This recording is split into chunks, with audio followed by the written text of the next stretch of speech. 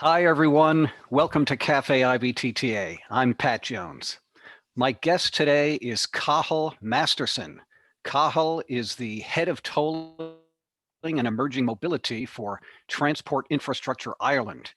TII's mission is to deliver transport infrastructure and services which contribute to the quality of life for the people of Ireland and support the country's economic growth. Cathal is a chartered civil engineer and a transport professional with a strong track record in procurement and operations in transport projects. Before joining Transport Infrastructure Ireland in 2008, he worked with Jacobs Engineering and Booz Allen Hamilton on a variety of road and rail projects for public and private sector clients. Since 2008, Cathal has been managing TII's tolling operations, including the e-flow tolling business, which is an all-electronic tolling business on the M50 motorway, as well as the National Interoperability Scheme in Ireland. Cathal, welcome to Café IBTTA. It's great to have you with us. Thanks, Pat, and thanks for having me, and thanks for inviting people from over the pond, as I say, and I've brought my mug as well. So cheers to everybody. Good. Cheers to you. Cheers to you. Well, this is Cafe IBTTA, where we drink coffee, or in the case of Cathal, he's drinking tea. It's middle of the afternoon for him. And we like to talk about things that are interesting, relevant, and uplifting and fun. And one interesting thing came in the news today. I don't normally read the obituaries, but my wife does, and she forwarded this to me. Alan S. Boyd passed away on October 18th. He was 98 years old. Mr. Boyd was the first U.S. Secretary of Transportation. He was appointed by President Johnson and was sworn in January 1967. He was responsible for bringing together 30 different federal agencies. He served for 2 years as Transportation Secretary and focused on a range of issues, including auto safety, driver education, air traffic control, and highway beautification. Earlier in his career, as a youngster, he flew C-47 transport planes in Europe, ferrying paratroopers to Normandy for the D-Day invasion. And then later in his career, he served as general counsel of the Florida State Turnpike Authority, which I must believe was a predecessor for the Florida's Turnpike Enterprise. So Alan C. Boyd passed away at age 98, first U.S. Secretary of Transportation. We salute you, sir, and we send our condolences to your family. Thank you for your service. And also, a shout out today to Terry Langford, IBTTA's membership and business development manager. Every day she's thinking about you, our members, and she's actively engaged in our membership renewal campaign. Terry is also the staff liaison to our task force on diversity, social, and racial inclusion. So thank you, Terry, for your service. And speaking of membership, this is membership renewal time, and soon on Monday, all of you who are chief contacts at your organizations for IBTTA, you'll be receiving your membership renewal packet. And this year, we also have links to short videos from President Samuel Johnson and our next year's president, Mark Compton. I'm sure you'll enjoy hearing their voices and hearing them encourage you to renew your membership in IBTTA. Well, we are taking your questions. We encourage you to use the chat function and select all panelists and attendees.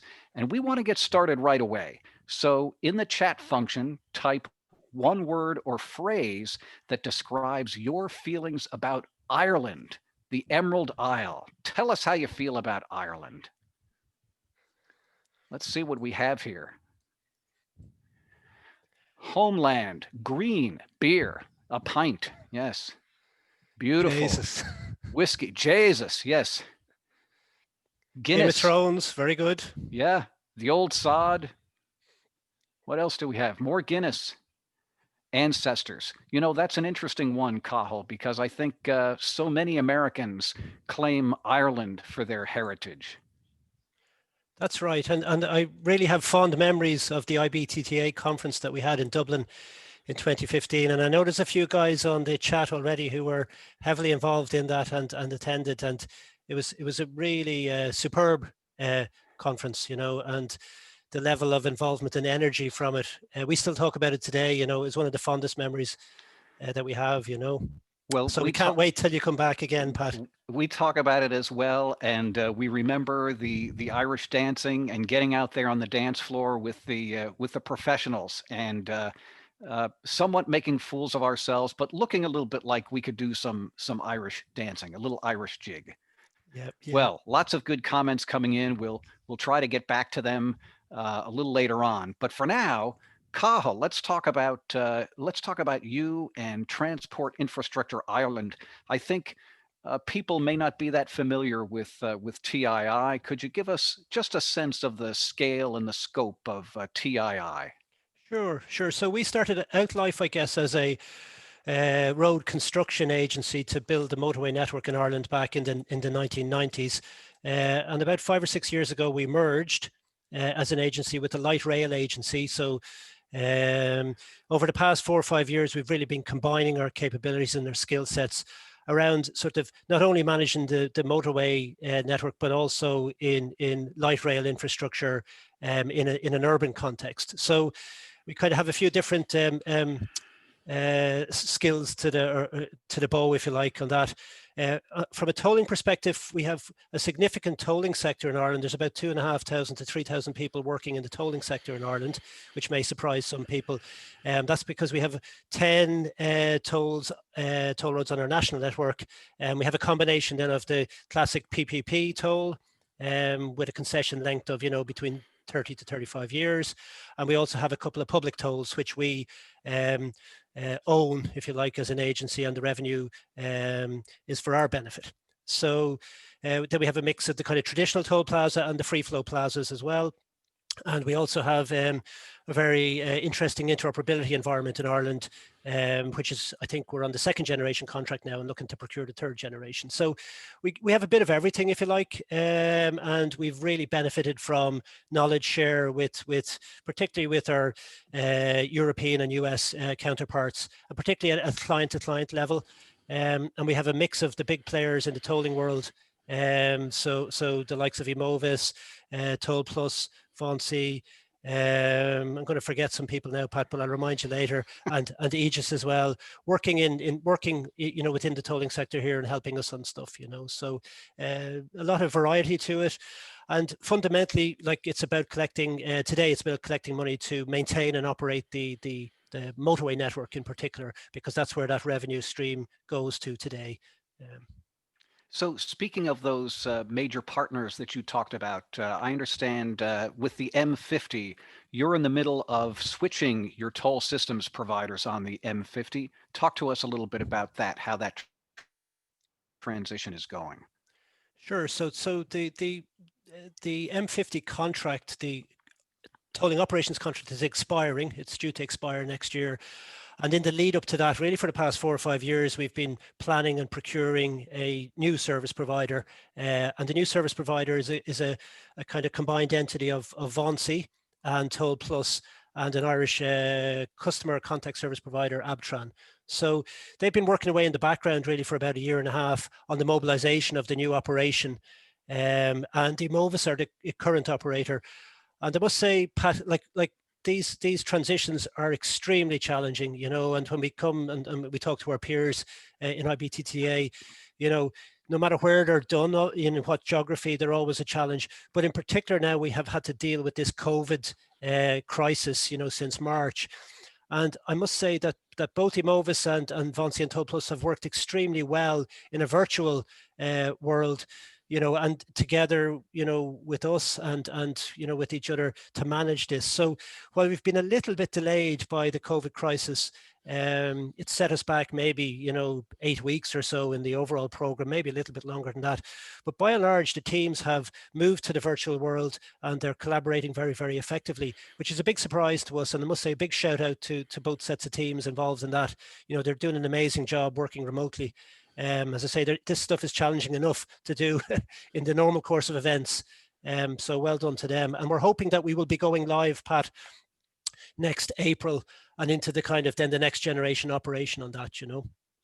So, speaking of technology, I understand you have a tender out for a third generation interoperability platform, but it's not only for core tolling services, it's also for other mobility services. Tell us more about that.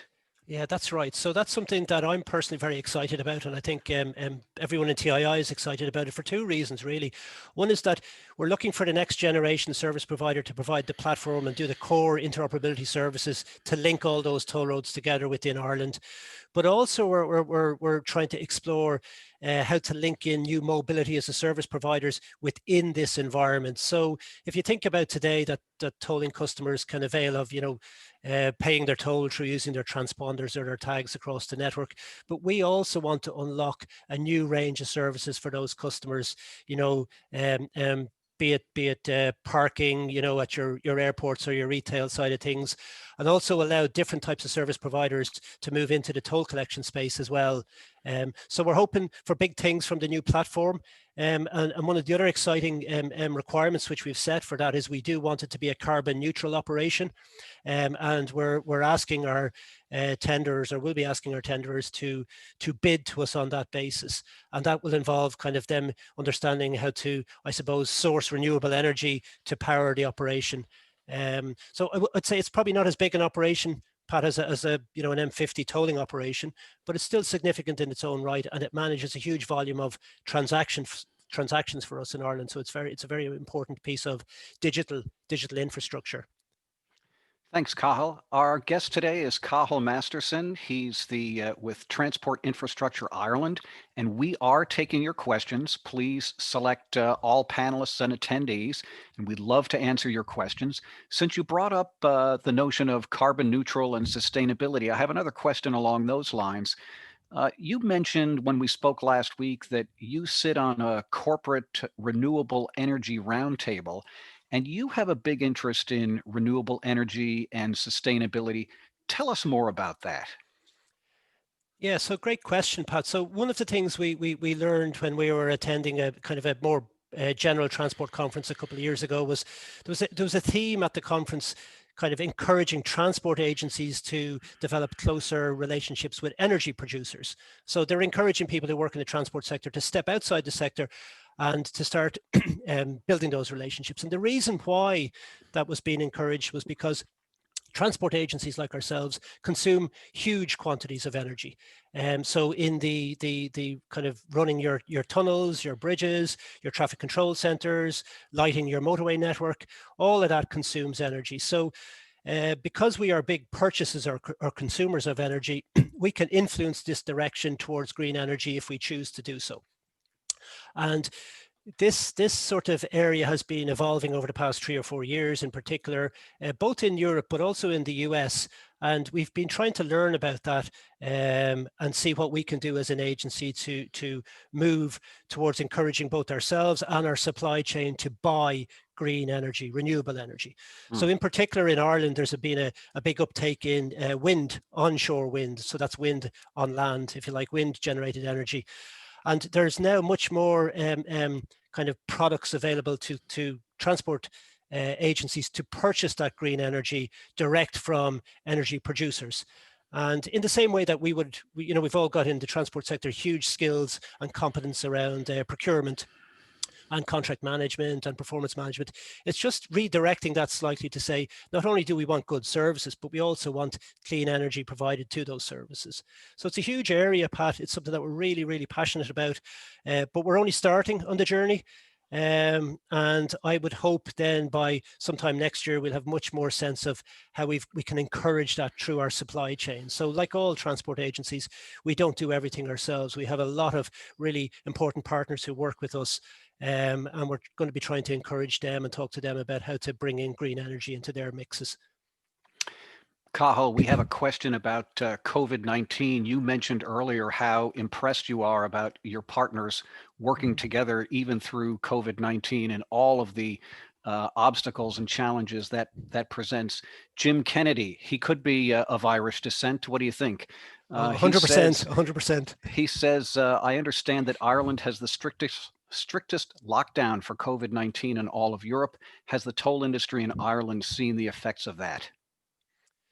So different countries are on different trajectories. So at different Mm, times, perhaps our lockdown might have looked a little bit more severe than other countries. But we're following more or less a European model in that, but there's different variations depending on local cultures and geographies.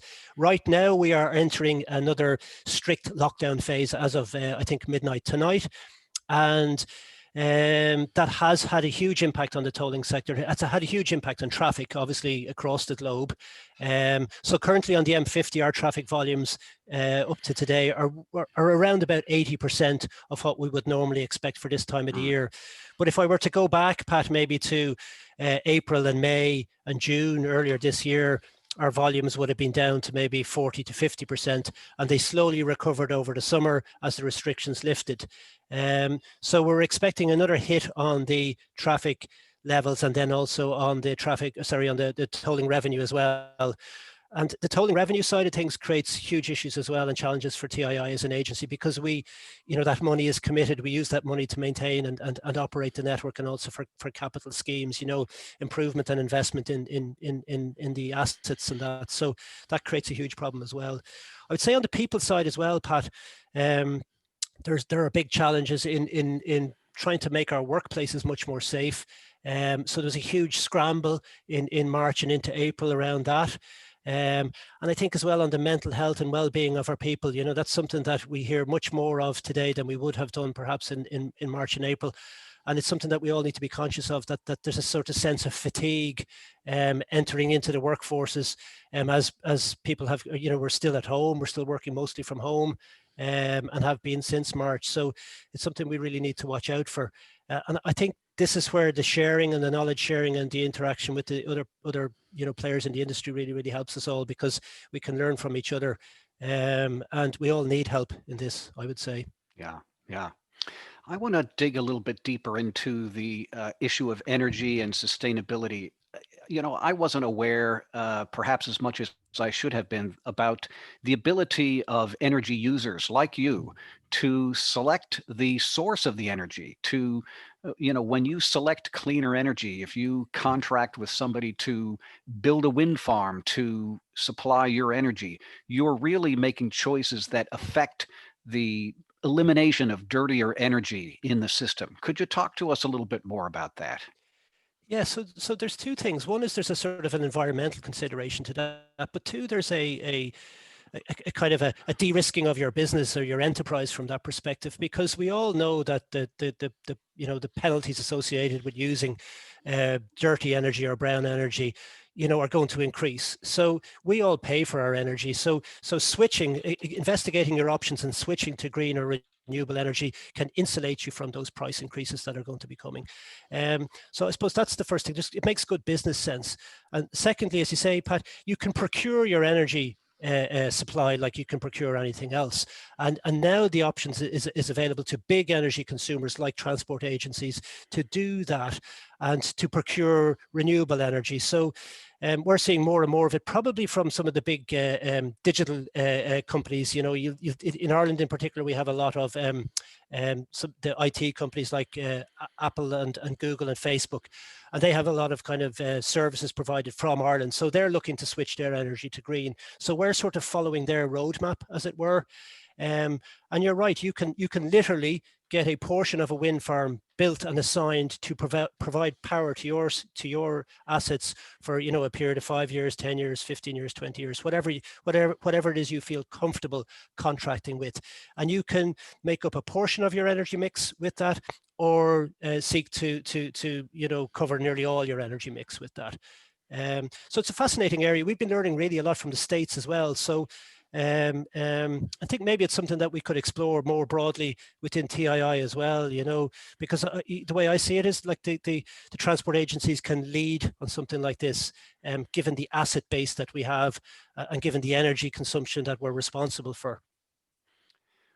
Let's shift a little bit to some of the entities that you oversee. You have agreements with 10 PPP toll roads, and these concession agreements are expiring in the period of 2033 to 2043. So let's say 13 to 23 years out, which seems like a long time away. But when we think about how long you've been with TII since 2008, that's only about a dozen years, and you're already thinking about how you're going to evolve some of those agreements. Tell me a little bit more about that. Yeah, sure. And it does seem like a long way away, and it seems a bit mad sometimes to tell people that we're actually starting to plan for what happens when those PPP contracts start to expire. But just to give you a little kind of comparison, the M50 contract, which is just one publicly owned contract with no PPP concession involved, the journey to decide what you want, to go through procurement and go through mobilization and transition in total will take us about 8 years. So from the start of that process to the end of that. So, it does make sense to start this early. There's a huge opportunity to planning this out well and starting early, because what we're trying to consider really is what is the future tolling or user charging model in Ireland? What will that look like? What should that be designed to achieve? And we will need to go through that process with our political stakeholders and with our customers. So that will take time as well to engage and really discuss those particular points. So yes, we are starting that. I would expect it to be another year and a half before we have completed what we call a kind of a detailed study on that, where we can then point to what we would say is our preferred option on that. And we have a couple of our IBTTA colleagues. So the Milligan partners, for example, are working on that with us, and Milestone, who used to be known as D'Artagnan, to give us more of a flavour for what's happening internationally in this space, as and when you kind of go through this step change in your arrangements. So the PPPs were our first generation arrangements. They've served us very, very well and continue to do so, but we need to plan out those future arrangements now and start to think about, the aims and objectives of that. And I would hope by 2 years' time we will understand what it is we want to aim for, and then we can start to put in place a kind of transition plan or an implementation plan, Pat, to get us to that future that it is that Right. we've decided on. Right. Cathal, thinking of the future and your vision for the future, there's a question here from Ray Hunt about, let's see if I can find it here. Yeah, how do you cost for new technologies requested in future tenders? That's got to be a big challenge, because you don't know how they're going to react and respond. Tell us about that. Yeah. So a great question again. So I'm afraid sometimes we choose to pass that on to the service providers. But by that I mean is we specify the service which we require. And obviously we have to also kind of consider the compliance around that, particularly with stuff like data protection or cybersecurity. But really we're saying now to our service providers on some of our contracts, look, you can do that how you choose. You can take advantage of that emerging technology. Also, you need to be cognizant of it as well. But if stuff comes down from on high, if you like, in terms of we need to retrofit our network for, connected autonomous vehicles, that's a different sort of proposition, and that's something that we then need to talk to our service providers and share with them. So really we look at it from a few different angles. But technology is changing very, very quickly. The digitalization of transport is happening, and there's a big push in Europe around not just the green agenda, but also the digital agenda in transport.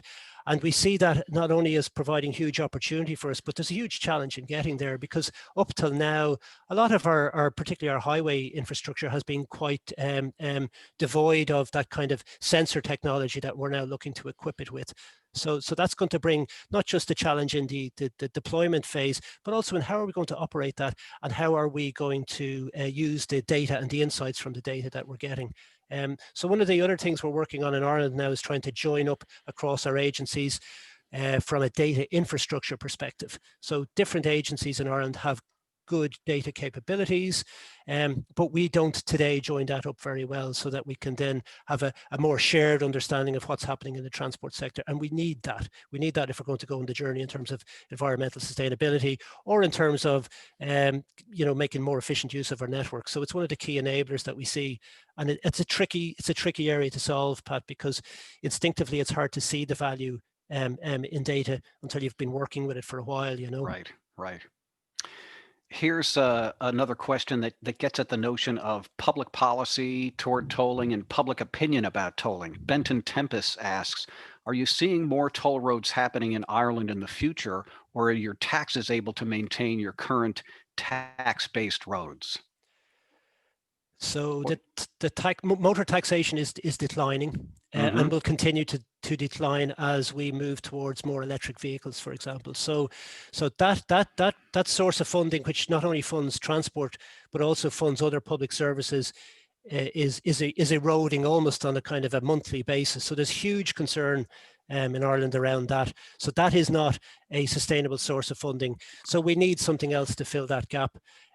So what we are proposing as and when the PPPs start to expire is, why not look at that as an opportunity to move to more of a distance-based or user charging model. Now, obviously, we have to go through a whole process on that with the stakeholders. We have to get agreement from government on that. But that's certainly one of the ideas that we are going to put into the mix and try and, I would say, emphasize the benefits of having a sustainable funding stream coming from the user of the network and then using that in the right way. Yeah, that's a common theme that both IBTTA and ASICAP and all of our European partners have been emphasizing, is the strength and the importance of the user pays model. And I totally agree with you about the declining sustainability of the fuel tax. You know, one of the things in your area that is really intriguing to me is the Dublin Port Tunnel. It's a tunnel in which you have variable pricing, time of day pricing for automobiles, but it's free for heavy trucks. Talk to us a little bit about the Dublin Port Tunnel and how that came about. Sure. So it was conceived, I think, originally as a connection between the motorway network and Dublin Port. Dublin Port is the largest port in Ireland, and I'm not sure the exact percentage, but most of the trade comes into Ireland through Dublin Port. So it's a very, very important entry point onto the island. And you have to remember, again, we are an island and an island economy, and that kind of brings its own challenges as well on the edge of Europe. So connecting the port with an efficient motorway link to the rest of the motorway network and hence to the rest of the island was a really important piece of work. And also taking the trucks out of the urban environment. So if you live in a city environment, like, trucks are the last thing you really want a heavy volume of moving through that urban environment. Not only are there safety issues, there are pollution issues, it also takes away from the quality of life for everybody living there. So it was conceived by the city, probably 20, 25 years ago. It was delivered in terms of a construction project and opened by TII in 2006. And you're right, as part of that pack, we chose then to make the tunnel, it's freely available. It's free for the use of the HGVs and large coaches and buses. But then we use that excess capacity. Cars can use that, but they have to pay, and they have to pay, quite considerably more to use that in the peak time than in the off-peak time. So I suppose it's a crude version of demand management, but it works very, very effectively. And it's been transformative in terms of in the environment in Dublin and the safety levels on the city of Dublin as well. It's really, really delivered on that. And also then from a kind of the port's perspective and from the haulage sector perspective, it's a really important link. And in fact, one of the big challenges TII have and Ireland have now is on the horizon is Brexit. So with the UK leaving the European Union, Ireland are quite on the front line of that. And so any of the sort of the impacts on trade flows and that will really hit us almost first. There are other countries as well. We're very interconnected with the UK, like France as well, and Belgium, the Netherlands. But because we're very close and we do use the UK as well as a land bridge into mainland Europe, we're really quite nervous about how this whole Brexit situation is unfolding and what it might mean for the transport operations and the logistics operations on the island. A very important topic, and perhaps we can take that up in another edition of Café IBTTA, or maybe an entire webinar. Cathal, I'm going to pause for a moment while I make a couple of announcements, and then I'll come back. Next week's guest on Café IBTTA will be Midria Clark. She is a toll technology analyst for HNTB. She's also a member of IBTTA's Task Force on Diversity, Social, and Racial Inclusion. And as part of that task force work, she's organizing a book club for all IBTTA members in which we will be reading and discussing books that explore topics about racism and anti-racism. The first book on the list is How to Be an Anti-Racist by Ibram X. Kendi. I'm almost through the book and it is fascinating. You don't want to miss this book club. November 2nd, the Women in Tolling present Mindfulness Meditation. And on November 10, Leveraging the Cyber Kill to Reduce Risk. Mark Cantelli of Toll Plus will be our moderator with an excellent panel. And then November 18th, that's our first meeting of the book club on how to be an anti-racist. You can check out the IBTTA website, ibtta.org, and click events to find information on these and dozens of other programs that are coming up. Well, Cathal, it's been great having you here. What final words of wisdom do you have for the members of IBTTA? I would just say look out for each other and look out for your friends and family in the months ahead. You know, it might be a tough few months ahead, but we will all collectively get through it. And we're doing a hugely important job within the tolling industry to collect the finances we need to sustain the infrastructure which supports our societies. So keep up the good work. Thank you, Cathal. It's great to have you with us. Thank you so much for being on Café IBTTA. And to you, our members, thank you for everything you do to support us. Please stay safe, keep in touch, and we'll see you down the road. Thanks, everybody. Bye.